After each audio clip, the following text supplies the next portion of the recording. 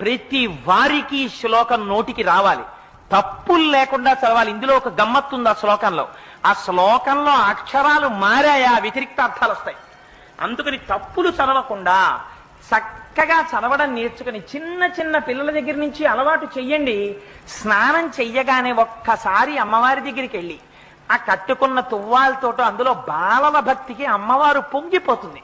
కూర్చుని అమ్మా శరజ్యోత్స్నా శుద్ధాం శశియుత జటాజూటమకుటాం వరత్రా సత్రాన స్ఫటిక ఘుటికా పుస్తకరాం సకృన్నత్వా నత్వా కథమివ సతాం సన్నిదదతే మధుక్షీరద్రాక్షా మధురి మధురీణా ఫణితయః అని రోజు అది చదవడం నేర్పండి. మీరు 1,00,00,000 రూపాయలు ఇచ్చినప్పుడు మీ మనవణ్ణి రక్షించుకున్న కన్నా ఈ ఒక్క శ్లోకాన్ని మీ మనవడికి మీరు నేర్పారా